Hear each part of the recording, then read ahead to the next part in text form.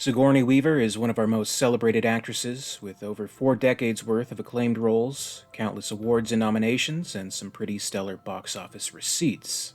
It all started for Weaver out in space, fighting against a deadly alien creature. Ridley Scott's original 1979 film made her a star.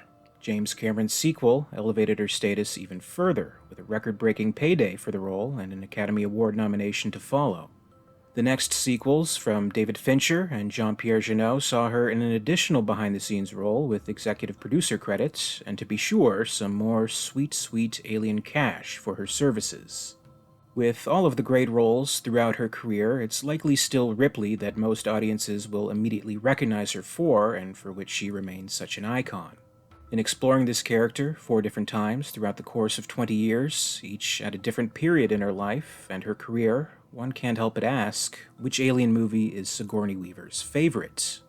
When promoting her new film, My Salinger Year, with Christina Radish of Collider last week, this question inevitably came up. Radish first asked what's a film that you've done that you're proud of but also feel deserves more recognition. Weaver replied that it would have to be the 1999 film A Map of the World, a film she starred in with Julianne Moore, which earned her a Golden Globe nomination for Best Performance by an Actress in a Motion Picture Drama. The character was so interesting, and I was so proud of it, she says.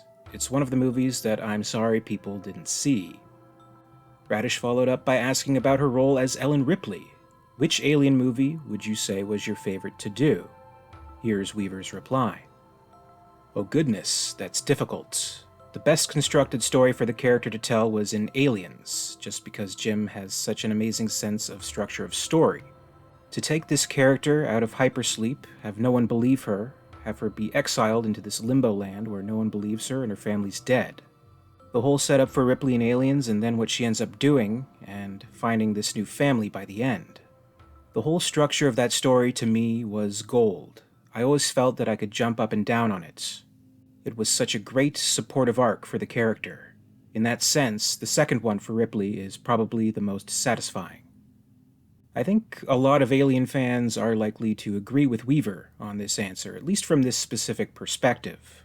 For me, and for many fans, it's always going to be difficult to choose between Alien and Aliens as the best movie. Not too long ago, I made a video ranking all of the Alien movies and tried to give the best reasoning for my choices. Ultimately, I gave Alien the edge, citing it as my favorite of the bunch, if only by a hair. But I had to admit that when it came to the character of Ripley, James Cameron's Aliens had the better approach. The 1979 Alien was an ensemble piece, and Ripley's prominence slowly progressed until she ultimately becomes the last one standing. Scott's film is so masterfully done, so pitch-perfect with its tension, that even if you've seen it dozens, if not hundreds of times, it still comes off as surprising. It's still incredibly tense as we follow Ripley alone, and in a sense survive along with her in the final moments of the film. Aliens, however, had to present her much differently. This time around, there's no question about her being the main character. She's front and center, she holds the entire thing together. And possibly the biggest challenge was in giving this character the proper motivation to go back into the danger when any reasonable person would avoid even the possibility of coming into contact with another alien at all costs.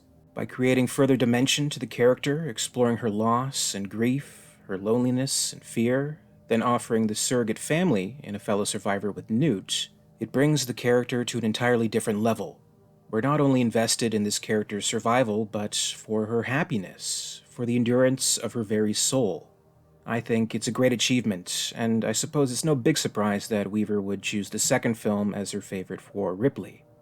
But do you agree? Do you feel that Alien perhaps fared better in a less is more approach? Do you prefer her role in Alien 3 or Resurrection?